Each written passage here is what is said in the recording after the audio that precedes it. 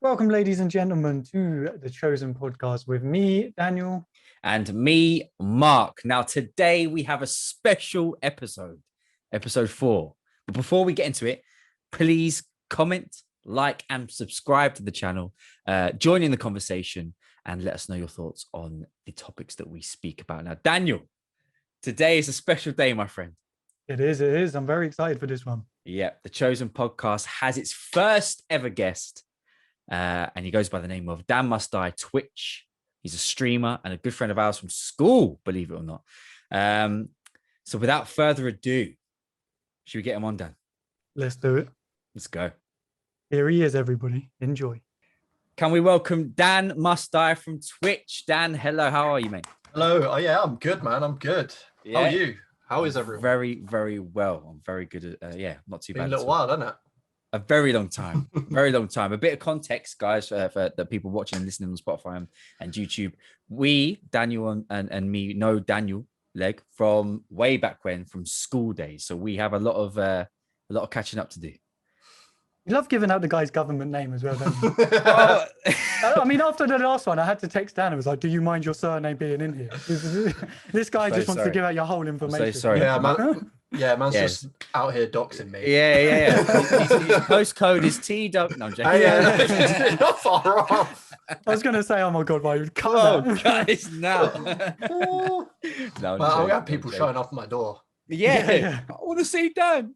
Do you know what? I'll actually, if that happens, I'll take it as part of a compliment that I'm somewhat popular enough to have people showing up at my door. Well, this guy turned up to kill me. Like, I must be popular. I'm happy. I'm just outside chilling with him and his knife, you know? I don't know whether to be flattered or scared. Now, Dan, you are a streamer, am I correct? That is right. That's right. So you go by the name of Dannmustdie? Correct. Yes. And how long have you been streaming? I started at the beginning of May last year. Oh, okay, so not too long then. So yeah, probably like a year and a bit. Yeah. A year and 3 months. Yeah, about that. Right. And when did you have you always been into games, or when did you start playing games? Oh God. Since I was about 5. I see you're young. Yeah, I think the first game I ever played was like Mario Kart on Nintendo 64. Oh my God, the joystick days. Yeah. The kind of weird 3-prong controller where you're like, which part do I hold? Yeah. Ambidextrous. Do you know what I mean? Yeah. Or like whenever you try and turn, you're always like, Yeah. Yeah, man. So that was one of my first questions, Dan. Is what was the first game you fell in love with? Ooh, good question. That is a very good question. Mario Kart was not one of them because so the only person I had to play that game with was my dad, and he was fucking ruthless. Yeah. Like I was 5. You think he's going to let a 5-year-old win or even have a chance? If you think that for a second, you don't know my dad. No, God, the first game I really fell in love with must have been.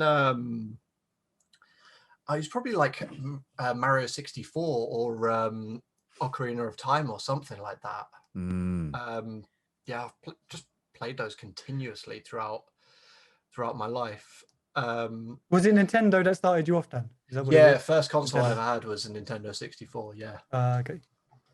So because Mario 64 was like I remember bits of Mario 64. I used to play around Nick's house. Same, yeah. Yeah. So I remember that game.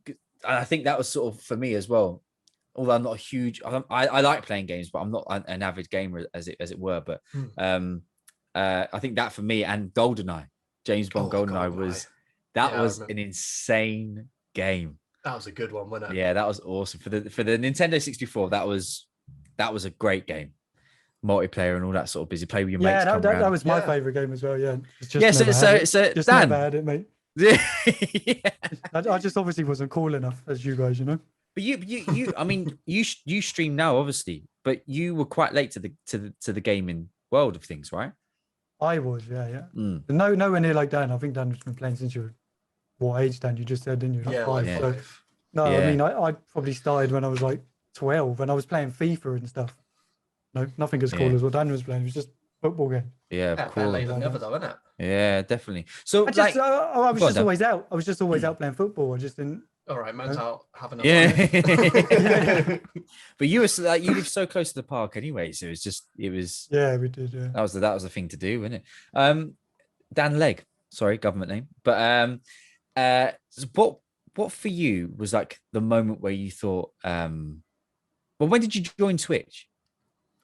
So I must have. I think I already had a Twitch account, but I didn't use it. Oh God, I don't know when that was made, but I actually properly started using it maybe about 3-4 weeks before I first streamed on Twitch. Oh, right. So you didn't have it too long until you started to stream. No, I hadn't really watched it that much. Like I was buying a PC because that's what I wanted to do. Because like I'd kind of done the odd stream on YouTube here and there to like a couple of friends, like the year prior, and I thought, you know what, that's a bit of me. I quite enjoy it, but I figure if I want to take it a bit more seriously, then you know, I want to get the stuff for it so I can play games on PC. You know, kind of future-proof the thing.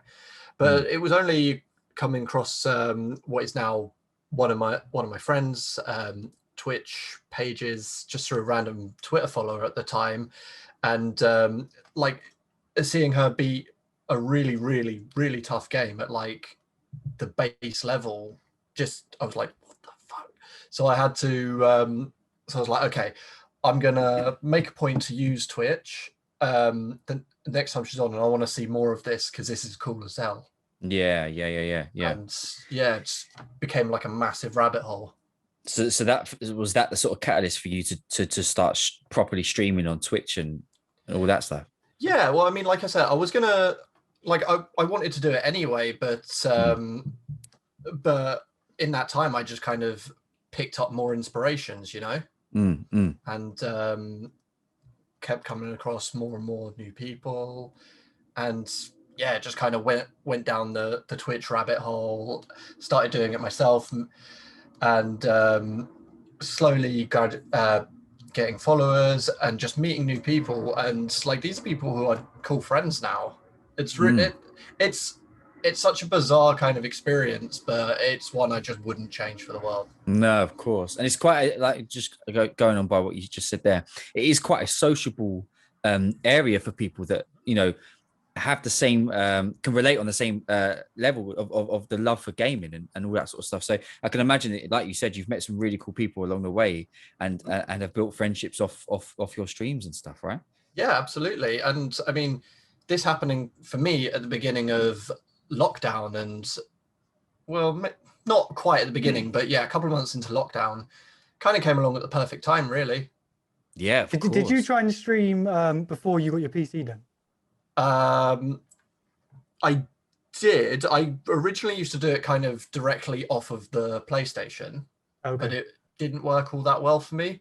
I remember actually you telling me about it, like because I had a Mac, about like petitioning the hard drive and that, and like I managed to do all that. It just didn't really work all that well for me, so I was like, I'll wait. So I done the same. That's where I started. I petitioned a MacBook and I was trying to stream it, but it wasn't very powerful. But that's where I tried streaming, and I was like, man, I love it. So I have to get a PC. In order to do it, you have to get a PC, you know? Yeah. Mark is interested in streaming. We were trying to look at setting him up on his laptop, but I think there was a few problems as well, wasn't it, Mark? It's a bit difficult, isn't it? It seems like I think what you said, Dan, when you were trying to help me out with it, was that it's just like the laptop that I have, the Mac, is just not powerful enough to take what it needs to do. But I mean, because I really admire what you guys do when you stream, because I think the reason why I admire it so much is that it's such a calm environment where people can sort of escape their own little world a little bit and join someone else's world just to watch games and relax and just chat. And I think it's quite, in a bit of a soppy way, but not at the same time, it's quite therapeutic for people that may need an outlet to, I don't know, a bit of an escapism, you know, and not only for the people watching, but for the people playing too. Yeah, completely agree. Yeah, when I go live, like I kind of just get absorbed in what I'm doing and just have a good time with the people that are in chat. Yeah, exactly. And But you can get the odd idiot. Let's be honest, Dan. I've had a Yeah. couple of idiots myself, you know. Yeah, to be fair, I've been quite fortunate with that. I haven't really had that much of it, but like I've got some good mods who are just like, nah, ban. Yeah. Straight away. So what do you play? What do you stream? So for the longest time I was playing games like Dark Souls, Bloodborne, if you've heard of any of those. I would sort of do challenge runs on those games where I either try and get through them without dying, or try and beat them at the lowest level, things like that. My latest one was a game called Sekiro, where made by the same company as those games, where I was trying to get through without taking any damage, and that was probably the hardest challenge I've ever done. Managed it a couple of weeks back, and now I've just kind of changed things up. I've gone a bit more less specialization and more variety. Okay. So like now, so let's say Tuesdays, Wednesdays, Thursdays, I might play through one game. Last week it was Metal Gear Rising, which is a action game. How do I really explain it? You play as a cyborg ninja, just cut shit up. It's fun as hell. Friday, I just do something random that I haven't played or haven't had on the channel before. So like it's effectively like a Friday fuck about kind of thing. And on Sundays I run have you heard of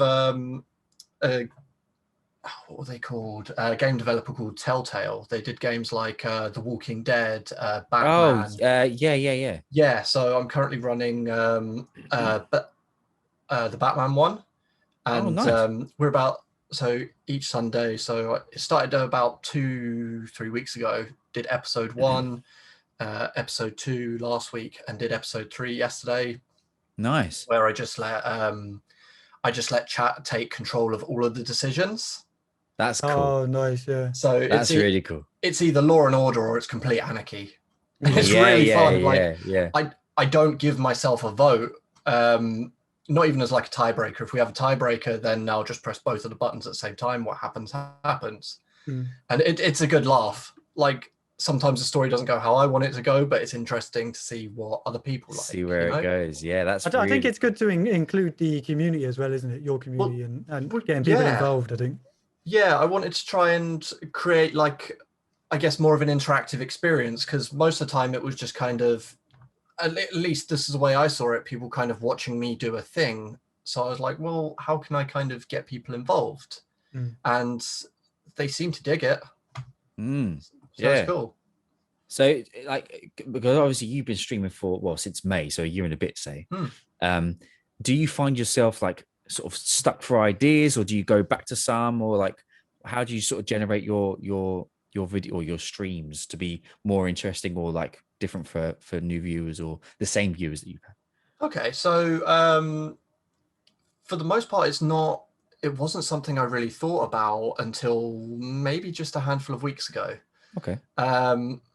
I wasn't really stuck for ideas because I'd been playing one game for about 3-4 months, just trying to get various challenges, that self-imposed challenges, completed.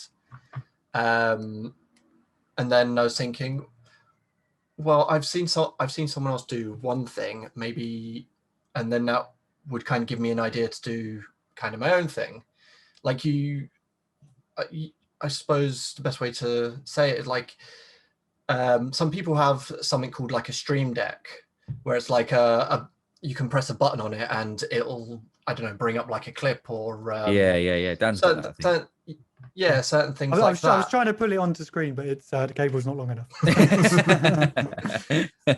so like before, so I can justify getting one of those, I'm just coming up with certain ideas that ways I could use it, because they ain't cheap. They're like 120 quid or something. Yeah, very expensive. yeah, if I can fill that up, then I'll get it. And just maybe with like funny little sound bites, or things that are kind of relevant to my stream and the people who join, kind of like almost like in jokes, but we try and include everyone on them, Yeah. So sort of adding to the brand, as well as like the people will be familiar with it because they've joined your streams for so long. Yeah, exactly. Yeah, like I would definitely recommend getting one then. They're very good. I mean, you can use it for everything: changing scenes, opening apps, opening games, really? like everything. Yeah, it's really good. And obviously, you see that there's 12 buttons on the front, or 15, sorry, on this one I have. But you can make different pages, so you're not just stuck to those 15 keys. Are you kidding? You can change to different pages, multiple pages, as many as you want. Is that the Elgato one? That's it. Yeah, Stream Deck. Yeah. Yeah, that stuff. So really you could good. do just multiple pages, and you can have whatever you want on there. Okay. I find it really good. You can do like a shout out button if somebody comes in that saves you typing it or a mod typing it. You literally just press the name of the person, and it's really good. I would recommend getting one if you can. Yeah, I mean, it's also finding space because my desk is tiny. Oh, yeah. But yeah, no, it's definitely something I'm considering. Like at some point again, I know I've just been putting it off, like upgrading my mic, upgrading the webcam. Like the one I got is cool. There's nothing wrong with any of the stuff I got. I'd just like to, upgrade my setup a little bit, Yeah, of course. Yeah. Yeah, of course. And I think there's nothing wrong in it. Yeah, 100%. And I think, like, as soon as you've been streaming for so long, I guess, for yourself as well, it's quite nice to freshen up your setup and stuff like that, and giving it a bit of an extra, sauce, as they say, For sure. Yeah, it always just makes the game better for you as well. Do you know what I mean? So going back to when you first streamed then, Dan, when you said you streamed to friends on YouTube. Yeah. Two questions. One of them is Dan. So I know you wanted to ask about the YouTube question, but I want to ask one just before. When you first started to stream, was it quite a daunting thing for you, or did it feel quite natural when you first did it?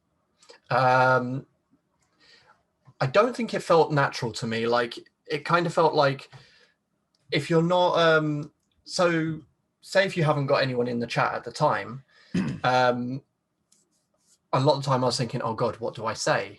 Like trying to feel every silence and that. And it kind of takes a while to get your head around things like that. Sometimes people will pop in, sometimes they won't. That's just the nature of it. Some days you might be streaming to 20 people, some days you might be streaming to 3. It fluctuates. I think it's fair to say that streaming is a skill. Like, it's, for some people it comes naturally. For me, it didn't. It's something I kind of learned. If I don't have something to say, if I'm not just like talking to someone in chat, or if I'm not reacting to something on screen, then I'm all right with it being silent for a few seconds. I'm not quite so anxious to fill every silence. Yeah, you're not conscious of it, like, being there, I suppose. No, like it's not quite so daunting anymore. Like, it's just fun. Like, I just love it. That being said, if I haven't streamed in like a week or two, then the first one back's always kind of nerve-wracking.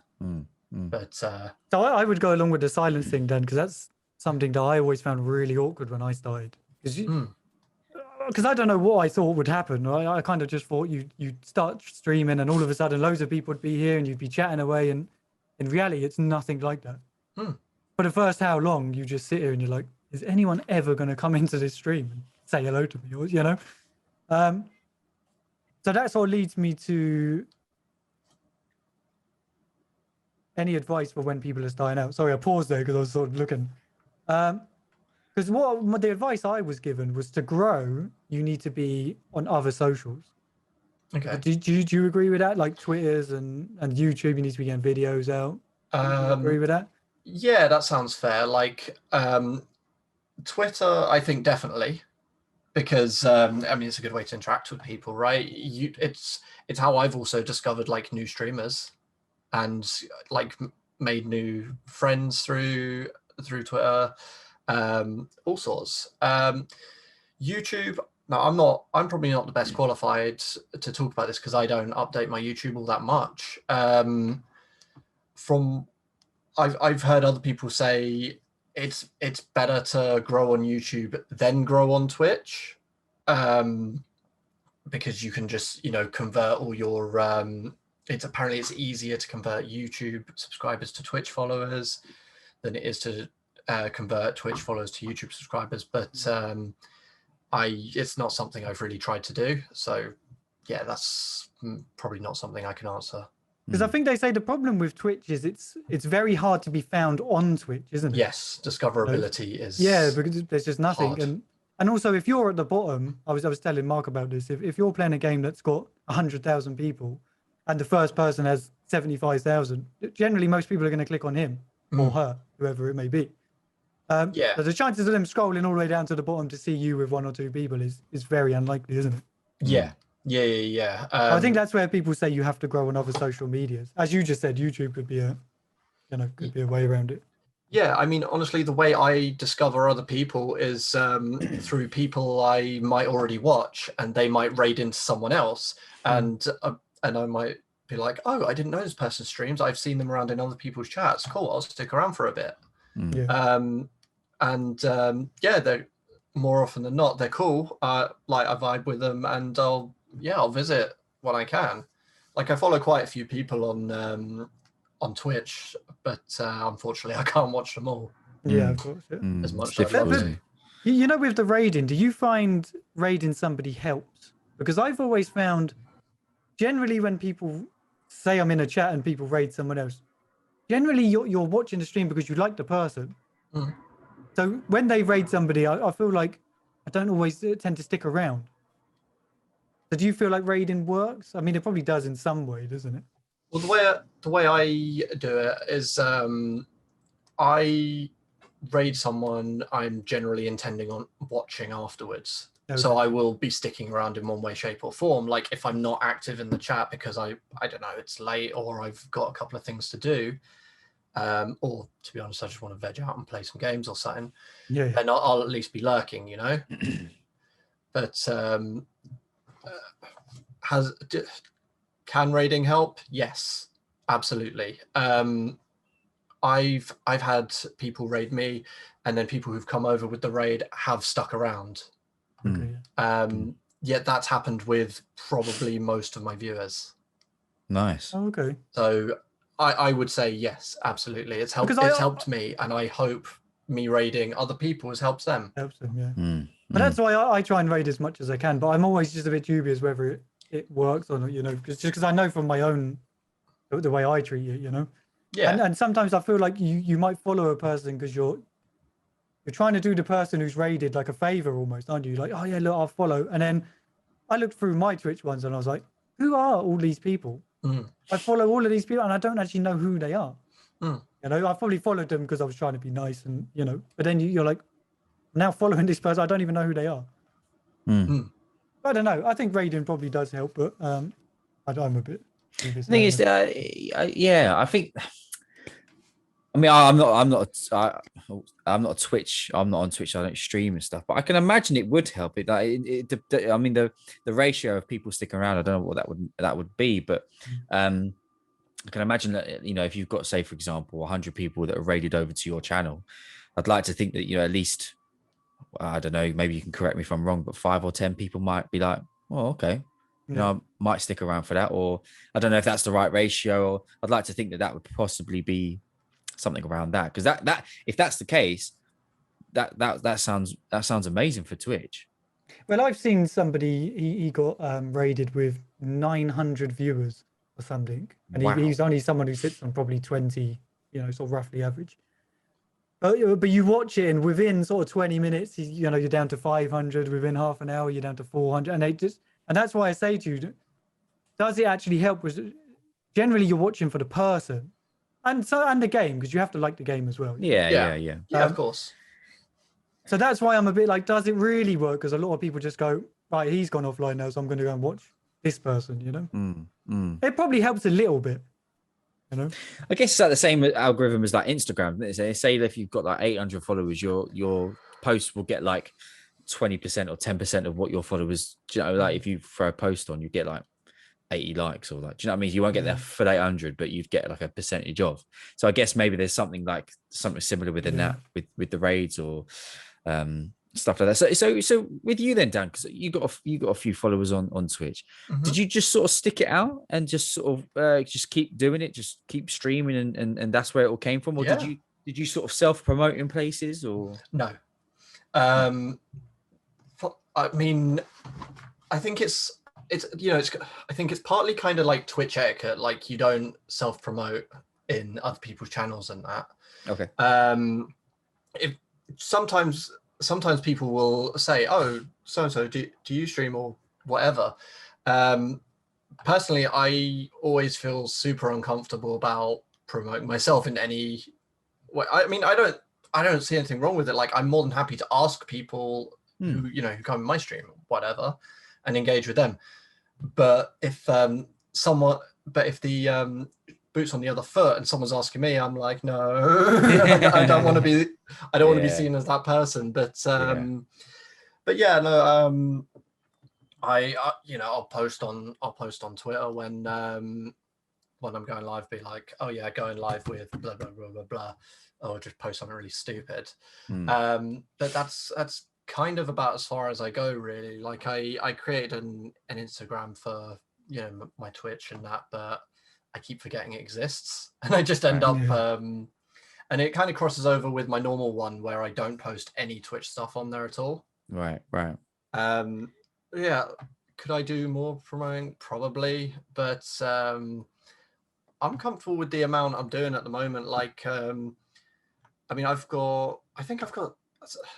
think something like 430 Twitch followers, which That's great. Yeah, I'm super happy with it. I'd say compared to others, not a big number, but if I'm honest with you, it's further than I ever thought it would go. So I'm grateful for everything I get. Like, yeah, of course. Any kind of amount of support, I'm more than happy with. So, yeah. So with that, then, did you find that just sticking to it and streaming like on a regular basis, that was sort of what drove you to get the followers that you do have today? Well, I think I would think so. I think one of the most important things is consistency. So like I would typically at the time stream maybe 4 or 5 times a week, usually on the same days. If something was going to change, then I would I'd just post on my Twitter saying no stream today because tired, or not really feeling it today. Like I'm honest. Like I have my Twitter account was a personal one before it was a Twitch one. Now it's kind of saturated with all my Twitch stuff, but whatever. But I was fortunate from the get-go. I had, three friends who would often be there. So I'm kind of losing my train of thought now. I was really fortunate. I had 3 friends who were there more often than they weren't. So I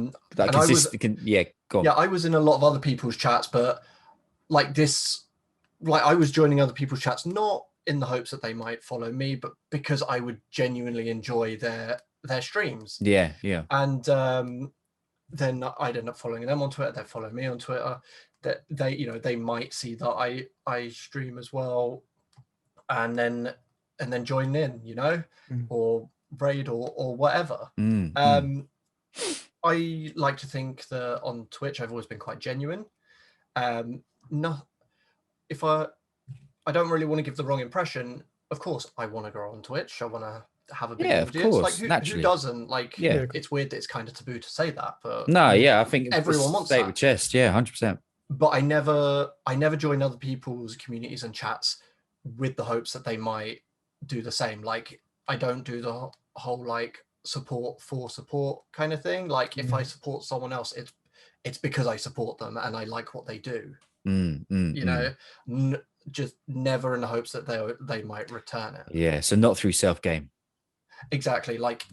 I've just kind of I've probably heard it somewhere else. I probably didn't make it up, but it's kind of like a bit of a mantra I've had for myself is expect nothing, be grateful for everything. Wow. Yeah. Nice. So I was going to lead on to does the amount of followers or views or sub counts or any of that stuff, has that ever affected you?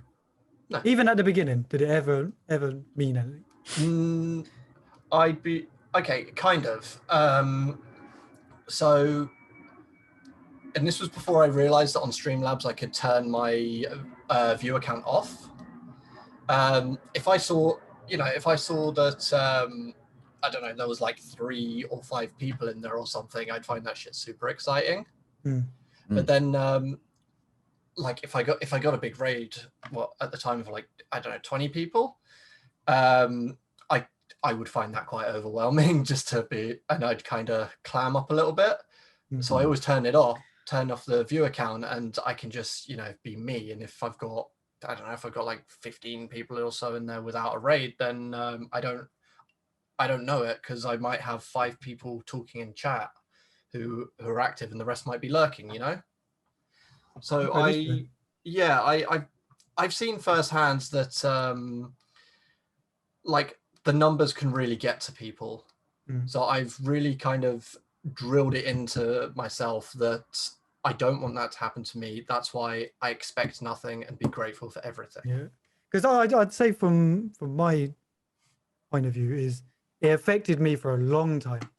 For a long time, it affected me that I was sitting here and it might be one or 2 people or whatever, and I'd just be like, what am I doing wrong? I must be doing something wrong. But it just comes back to that discoverability on Twitch, doesn't it? It's just very hard. But the one thing I will say is, there we go, you're back. Oh, yeah, it kind of froze for a second. The one thing I would say is the sub count never bothered me. That was one thing that never bothered me. Mark, just so that's when people give you money. Cool. That never bothered me at all. I wasn't worried about it. What I was after was viewers.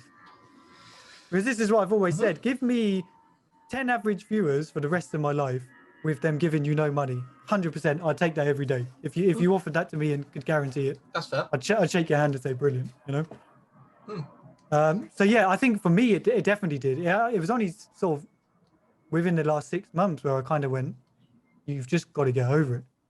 As you said, turn off the view account and just, and as you said earlier on, it's talking to yourself. You've got to get used to that, haven't you? Yeah, you do. Because someone said it to me before, it's cool not talking because nobody's there, right? But if somebody does come in and you haven't seen them and you're just sitting there like this, like what makes them want to stay, Exactly. So you do have to learn. And I have a friend of mine who I met through Twitch, and sometimes he sits there to one viewer, which is normally yourself, by the way, Mark. And he will chat away. He'll just be chatting. And sometimes I've gone in and I'm like, who is he talking to?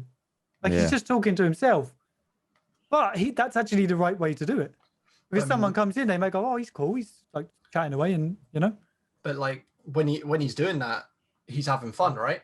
100%. Exactly. I think that's the most important thing. Like, and it's it's obviously such a cliche to say like, the most important thing is to have fun, but it's so true. Like because you can kind of tell when someone's just kind of doing it for the sake of it, Like I mean, I've turned up to stream when I wasn't really feeling it, and then I feel worse afterwards because like if I'm playing a difficult game or something and I wasn't feeling it, I just get pissed off and then I feel like shit afterwards.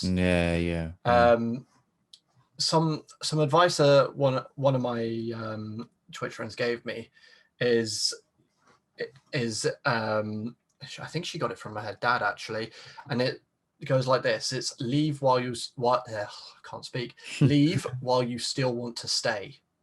Now I kind of interpret that as if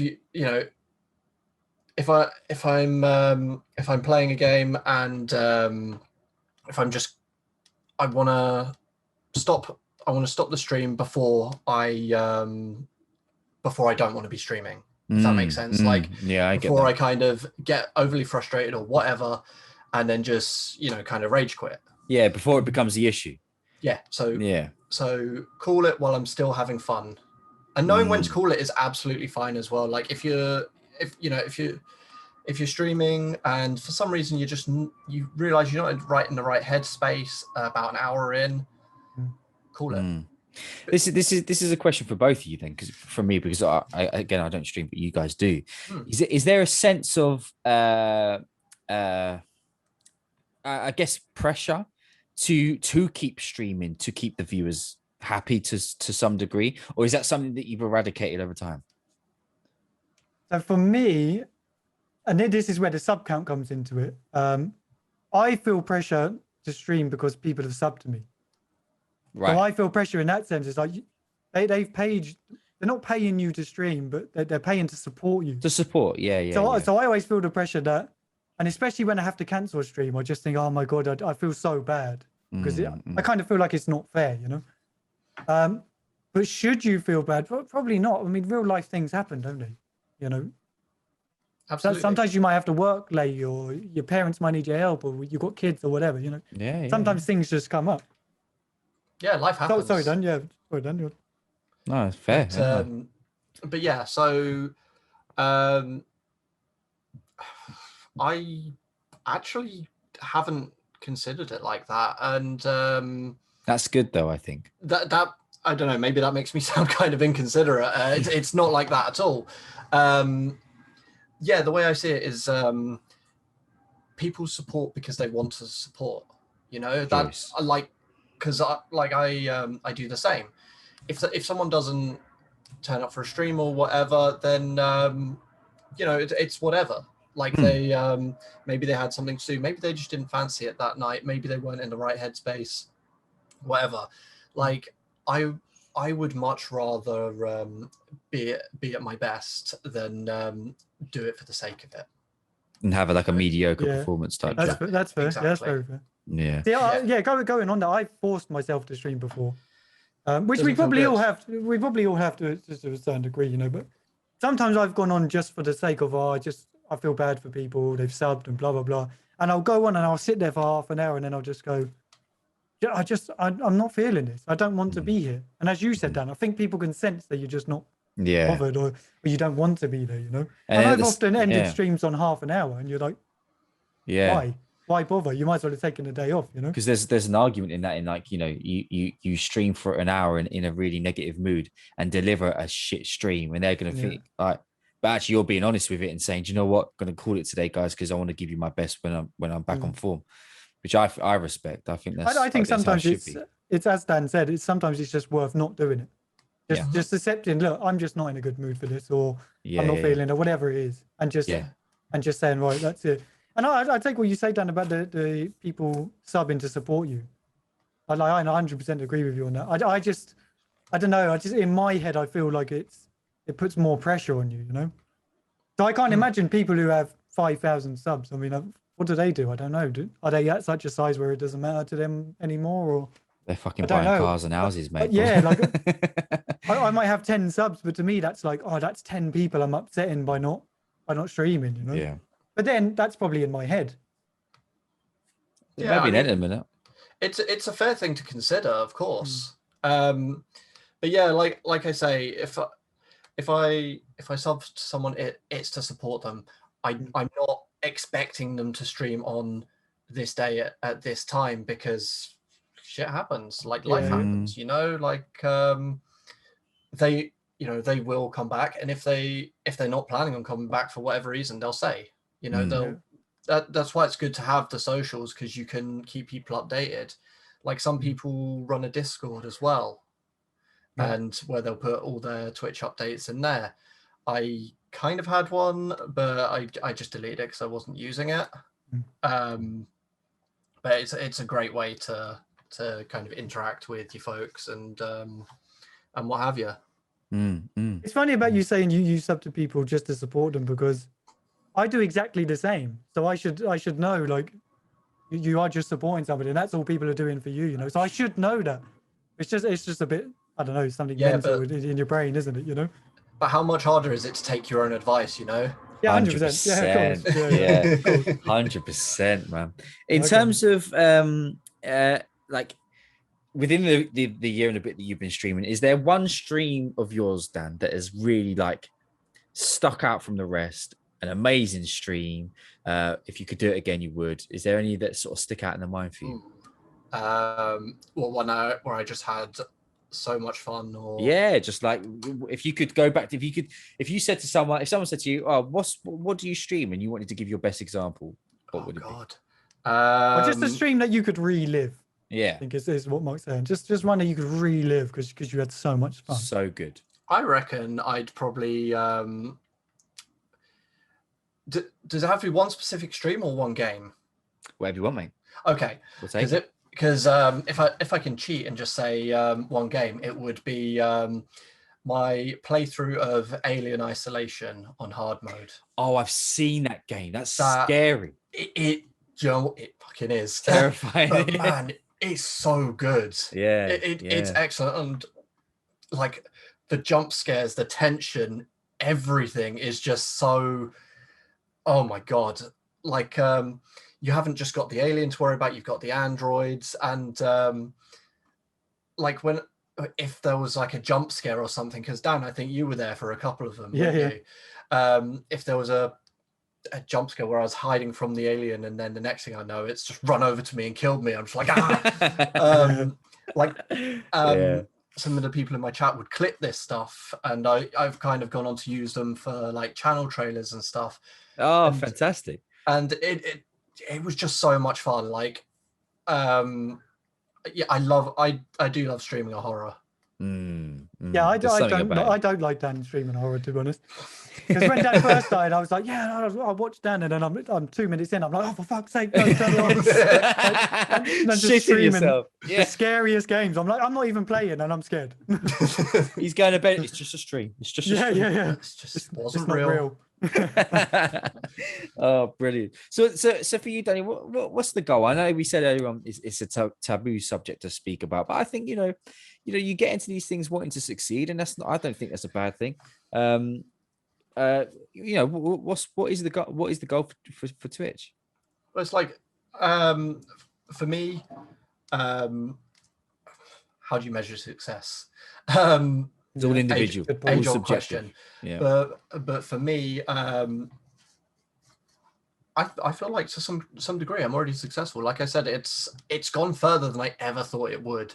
So like I'm grateful for everything I have, everything to come. At the minute the goal is to get to 500 followers. Now, does that necessarily mean that it's going to increase my average view count? No, it's just a nice little number to have. Yeah, it would be cool to one day get to the point where I can apply for partner. Is that likely? No. So the thing for me at the moment is if I can do it and still have fun, that's successful to me. And that sounds so cheesy and so kind of cliche, but that's genuinely how I feel. Yeah, it's subjective, man. I think you're right. I think what is success to people, and I think if that's your version of success, then fair dues, man. Do you know what I mean? I would also say on the partnership thing, Dan, it's doable, mate. Yeah, no, it's definitely doable. It's hard. It's very hard because you have to have 75 average viewers, don't you, and X amount of 1,000 followers. So it's very hard, but it's definitely doable. So I would definitely carry on with that goal, man, because I think you could make that. Well, I mean, like I say, the immediate goal is 500 followers. That would be cool.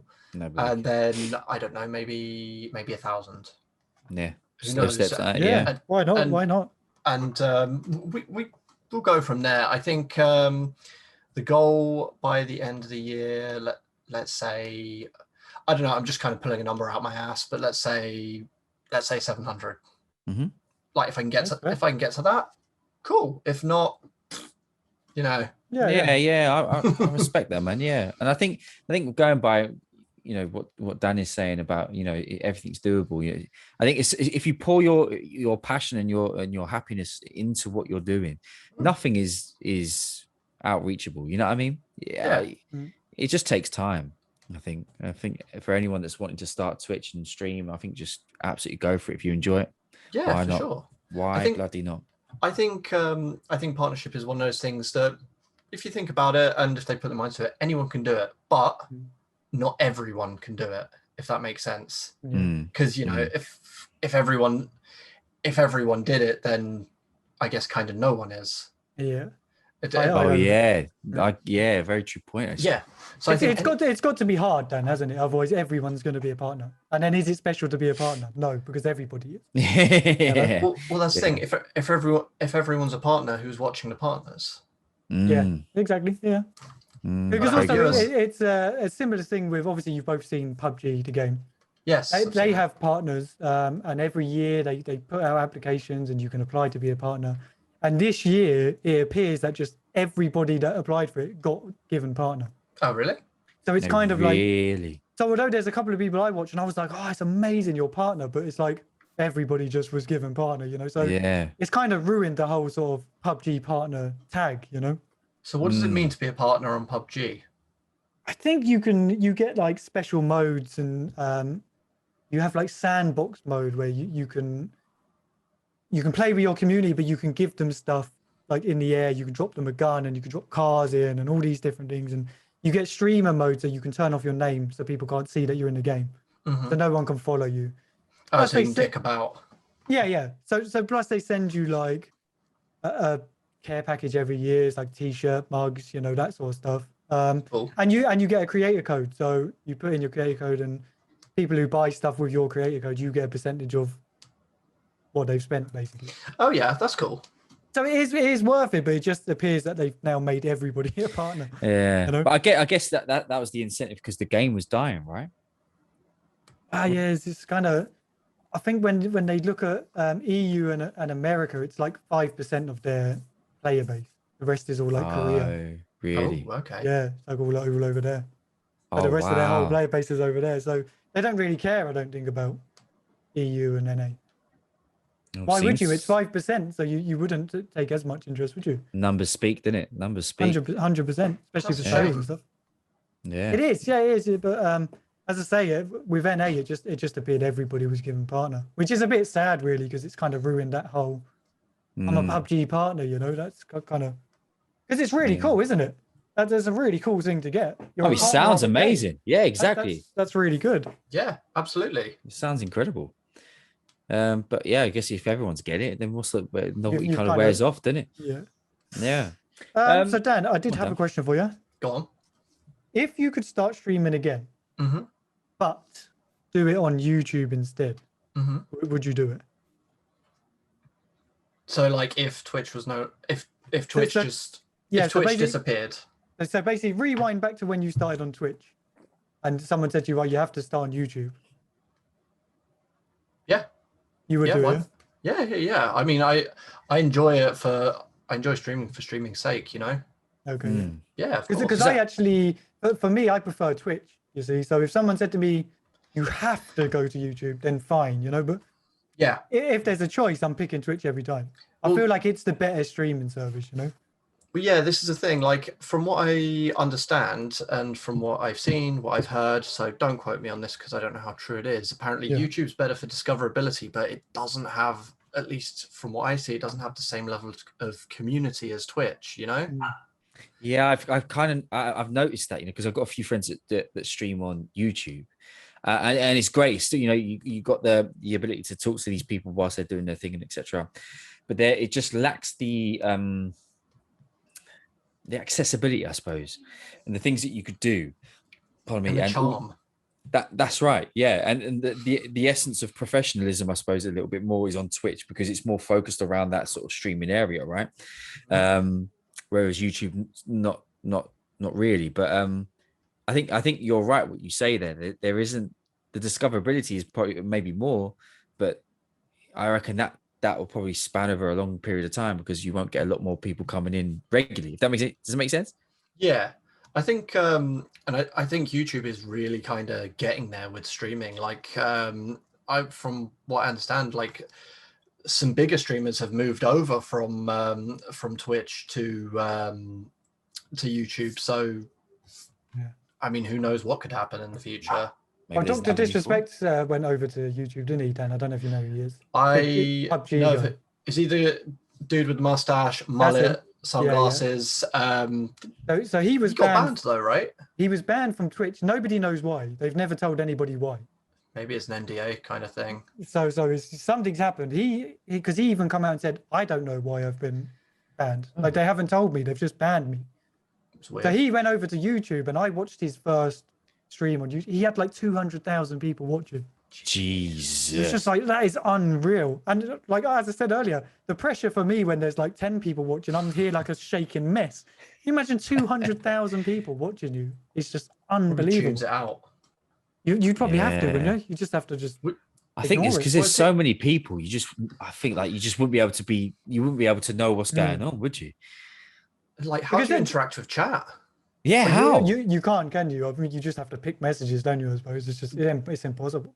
Yeah, you just have to whack it in like slow mode or something, and yeah, I think that's kind of hard to do, you know. It was funny because on the viewer number, right? So someone once said it in a Twitch stream I was watching, and he was saying people who get like 5 average viewers, they all sit there and go, it's not really a lot of people watching me, right?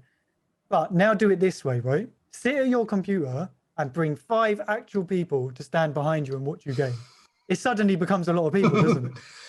Suddenly becomes a lot harder when you got 5 people standing behind you. Exactly. And I think when he said that, that's when my mindset changed, especially on the viewer thing, because it's like, actually, you're not wrong. Just sit those people in front of you or behind you, whatever. It changes everything. Yeah, and I mean, you got to think of it this way. Like you've got 5 people who are dedicating their time to watching you play a game and interact with you. Like, or even if they're lurking, like lurkers are the backbone of Twitch. Absolutely. They could be lurking in someone else's chat. Yeah, I agree. I think that's why I'm always grateful that they might choose to lurk in mine.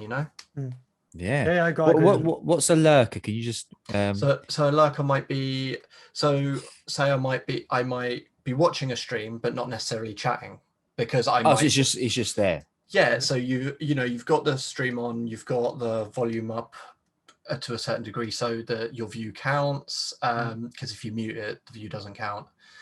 Okay. Yeah, I know, weird that, right? Yeah.